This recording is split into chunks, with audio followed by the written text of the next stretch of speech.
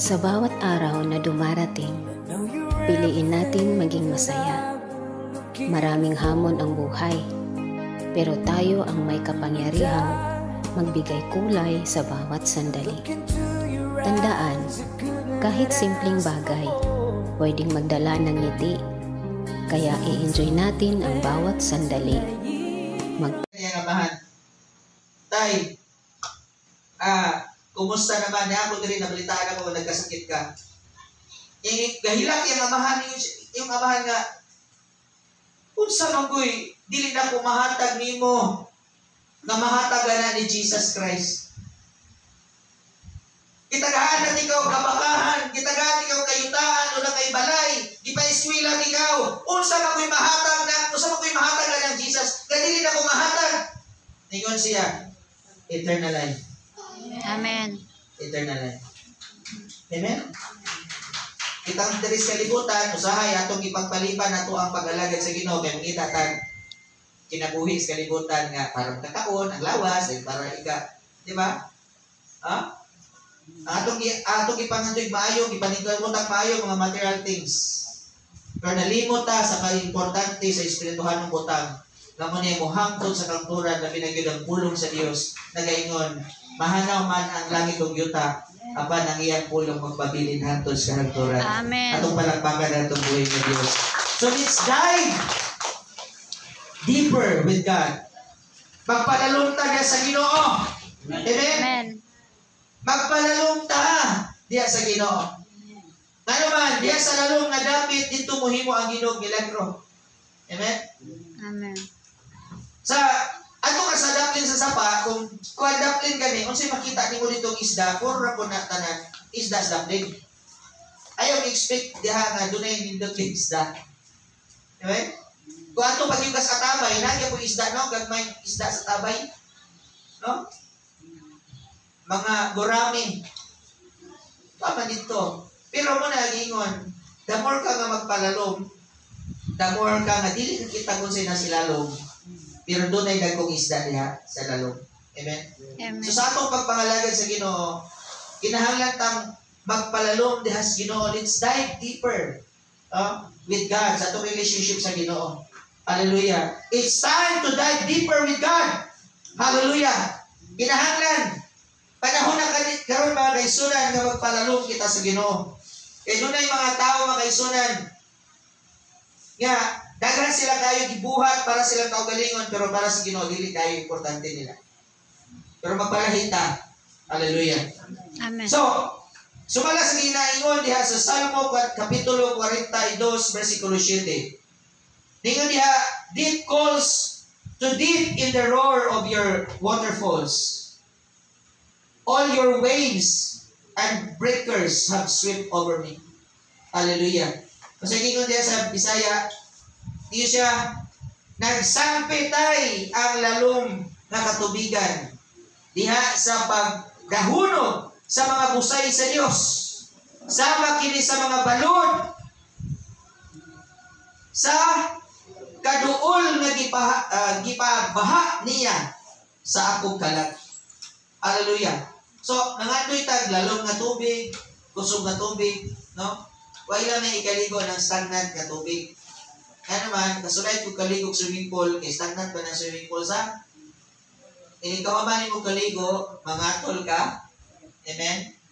Kung magpabilit ka sa stagnant, or sa imuhang stagnant nga kinabuhi, mangatol ka niya, magkasakit ka dahil sa spiritually, kung magpa-stagnant ka. Dapat running water niya lalong ba dyan, kung na ito ang ipangita.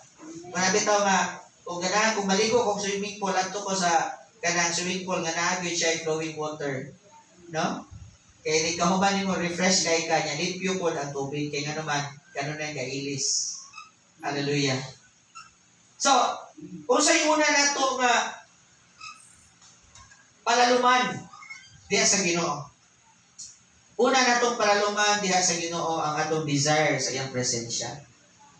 Now, desire God's presence. Amen? Amen. Nag-desire ba tayo si Jesus Ginoo? Amen. Hallelujah. Sometimes kami idol sa Ginoo kung doon na tayo mga problema. Diba? Pero kung tawhay ang atong kinabuhi, walay lami, malimot tao, ito na, ay, nabde ka, Lord, sorry, Lord, nalimot ko. Ay, nagusali na ron, diba? Ay, prayer meeting na ay, naadi ay taroy, Bible study, naadi ay taroy service. Sometimes, malimot kung at may problema. Pero kung doon na ganito yung problema, sin kita mas ginhawa. Tuaw sa Ginoo. Pero muli ako iso-tayson, ay problema kag sa wala. Ano man? Doon sa Ginoo. Desire God's presence. Hallelujah. Sa Psalms chapter 27 verse 4, tingnan diha. It's one thing I ask from the Lord, to dwell in the house of the Lord all the days of my life. Kasi yun diya sa Bisaya, yun siya, usa lamang kabutang ang gipangayo ko sa Ginoo. Usa gipangayo sa Ginoo, nga makapuyo ako sa iyang balay, sa tibuok kong kinabuhi, aron sa pagsudong sa iyang kaayo, o sa pagpakigsayon, mahitungod sa iyang kabubuton, sulod diha sa iyang templo. Amen. Lami magunda kayo, abin nyo kaning pagsimba na itong matag Domingo sa church, nag-practice ta, unsay buhaton na ito sa langit. Yes. Na naman sa langit, adlaw gabi, sudong na to ang presensya sa Diyos. Amen? Kanang panganduyon yun na itong Ginoo ba? Kanang may the Lord, dili ko mahimutan kung dili na ako mafili mong presence. Dry kaayo, Lord. No? Kita ninyo sa itong panagsimba, mugat na usaya worship leader, mugat na usaya ang atong team. Pero sometimes surang ka-dry na ito, no? Ano man, it's not about the team. It's about us. Amen? Amen. Ilan ang gibuhat ilang kaugalingon para magbaduol ka sa Ginoo. Pero ikaw, kung hindi ka makapil sa presence ni Lord, imo na problema. Ano man, it's not about the anointing kung kisay nag-wali diri, kung kisay. It's about you, ikaw na, nasa imo ha. Do you really desire sa presence ni Lord? Ikaw ba yun na, ikaw dapat ang magtinguhan. Dili yung ay nasagian ka, na-presence Ginoo kay nasagian ka gamay. But, kanang ikaw ba yun nagtinguha, ano ba? Every Sunday, ako ang desire, akong challenge sa itong matagusan. Every Sunday, bisa ganig, wala pa'y Domingo, imo nang yunahunahon, makignit ko sa presensya sa Ginoo. Amen. Dumamit man nato ang presensya ni Lord sa atong prayer life, sa atong pag-ampot o sa Bible study, asa katan sa ato ang kadaadlaw nga life. Pero kanang every Sunday, dapat muna imong desire mi ka, Lord, gusto ginako ma-feel ang imong presence karon. Amen. Amen. Kada bang nangandoy kas Ginoo. Hallelujah. Desire God's presence. Ngano gikinahanglan nato mo desire sa presensya sa Ginoo? Tungod kay mao kini siya maka-cultivate sa atong balaan nga kagutom para sa iyang presensya. Amen? Gitawag na siya cultivating a holy hunger for God's presence. No? Doon ay pangutanan nyo, we genuinely long to know God more than anything else. Ato bagong ipangandoy ang Diyos, labaw sa tanang butang. Bako kayo atong kanta. Labaw sa tanang butang. Amen. Or di labaw sa tanang diba? Labaw sa tanang butang ba dyan? Hallelujah. So, ipangandoy na ito ang Ginoo. Hallelujah. E nga naman, kung labaw gani siya sa tanang butang, mas importante siya sa tanang butang. Hallelujah. So, importante kini mga kaisunan, makabalutag, unsay atong priorities sa atong life. Magkaguli ang atong kinabuhi, wakat kayo atong kinabuhi, kung di ta kabalo unsay priorities nato. Our number one priority sa atong kinabuhi, dapat si God. Amen. O doon na kayo isulat niya, pulo ka priorities. 1, 2, 3, 4, 5. Tayo man sa ikapulo, kung sa isunod-sumpay-sumpay na, dapat si Lord ang number one. Pag ginahanglan gani si God mo, Lord, ikaw maday ako number one. Kung magdungan gani, na gani magigdungan sa schedule ni Lord, kapalo na ka kung sa decision ni mo. Amen? Amen. Hindi na kailangan i-memorize yan. Di ba?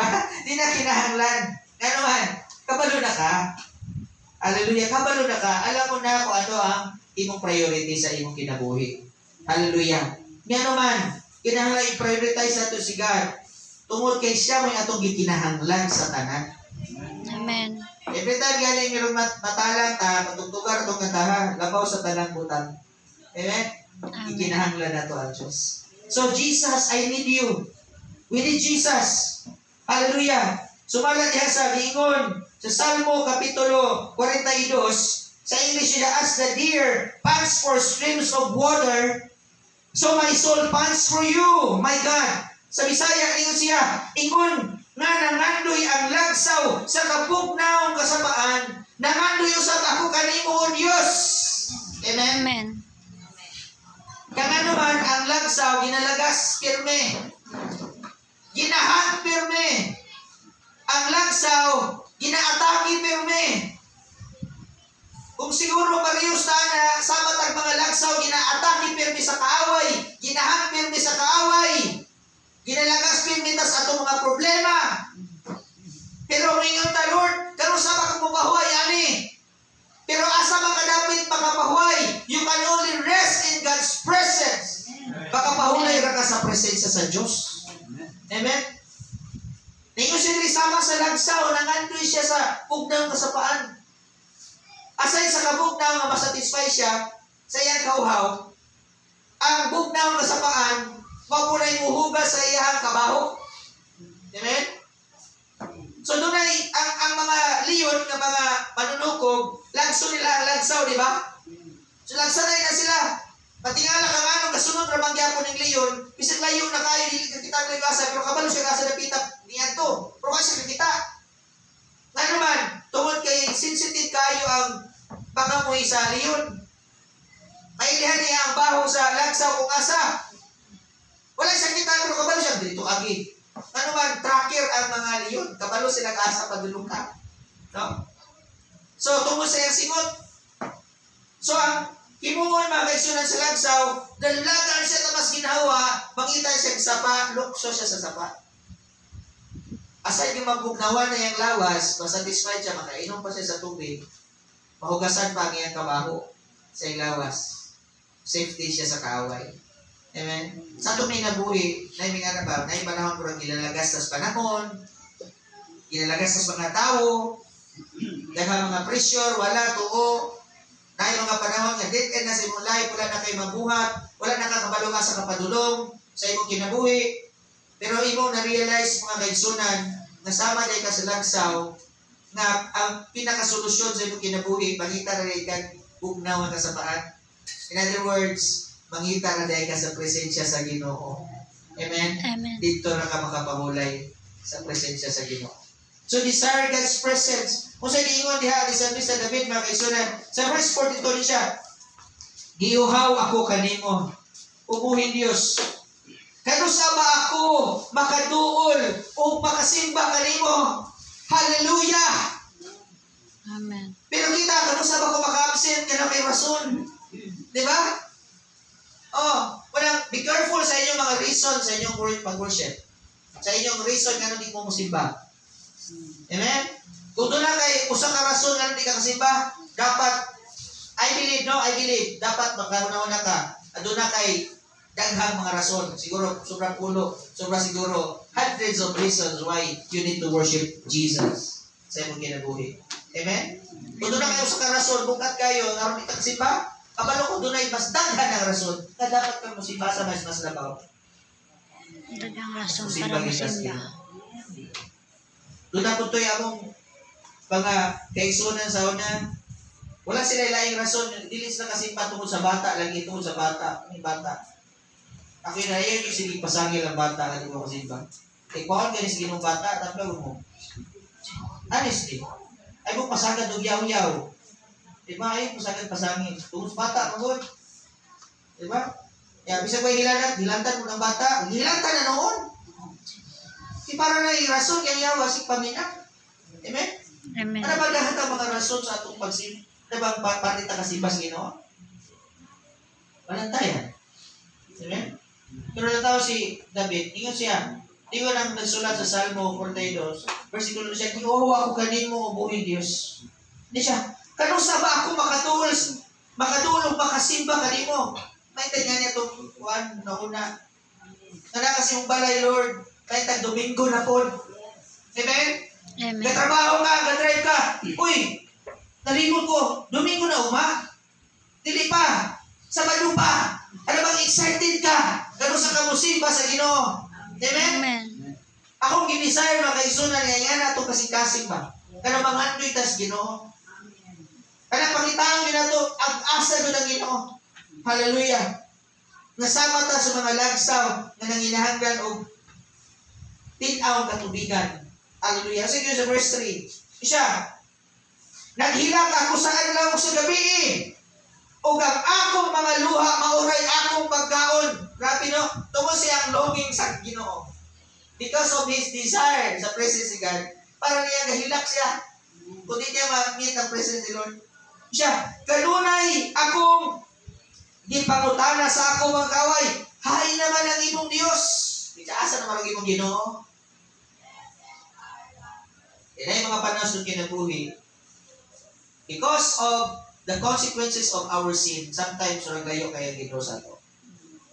Though you are saved, nakay kaluwasan, nadawat di mo ang Ginoo sa imong kinabuhi, pero sometimes nawat ay kalipay. Sama ni David, sa dihang nakasala siya sa Ginoo, anak niya po siya sa Ginoo, pero ningon siya sa Ginoo. Sa Lord, restore unto me the joy of my salvation. Sometimes wala yung kalipay ang imong kinabuhi sa ganang kas Ginoo.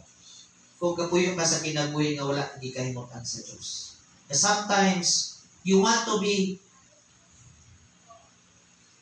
intimate with God, gusto niyo maduol sa Ginoo, apan, murag naay nakapugong. Mga tuwi ka, Lord, kanong sama ko maduol niyo. No? Siya, hilak siya, atlaw gabi, iyang mga luha o iyang pagkaon, kanunay nangutana, iyang magkawi, asa naman yung Ginoo? Murag itihaan naman kasi yung Ginoo. Murag na nagpalamoy ng Kristohanon, wala nang atiman. Hallelujah. Binasagdan. Nami mga palamoy usahay, no? Naluoy nung kugta, no? Sometimes, suro ba kakainis po kay pagkahubag pangayo susan, napilay pangayo, yung managsuon. Hatagin mo, taga na po ni mo tungusan na napilay ito, kinakabalong, inihatag ka, kung ato na po itong igsuon. Diba? Sometimes, ito kinapuy mo rin nga na ba? Kaya naman, because of our sin, sometimes mura tagpalaboy ng Kristohanon, wa na to na-enjoy ang kalipay sa itong kaluwasan. Kaya naman, ma-feel na to, mura gipabayaan tas Ginoo, pero sa tinuod lang, ang Ginoo andam rago na nagkulat nimo kano sa kamangandoy siya presensya. Amen. Amen. Panganduya rago ng Ginoo igsuon. Dili sa itong church, wala tayo isalikwan. Amen? Amen. Kaya naman, kung mangita tag-perfectong tao dili, sirado na ang simbahan. Amen? Nga naman, ulit perfecto na rin. Amen. Sa dihang, isangyawan ni Ginoong Jesucristo ang babaeng Samarianhon. Giinan siya. Giinan na tagdaan ni Jesus Christ ang kinabuhi niya. Pero siya, propita yun ka sa Diyos. Wala'y duha-duha. Siya gihimo, tumayhanan na nugilon sa iyang village. May tungod ni Kristo Jesus. Sa balong nagwali siya about Jesus. Perfect ba siya pagkabayi? Hindi.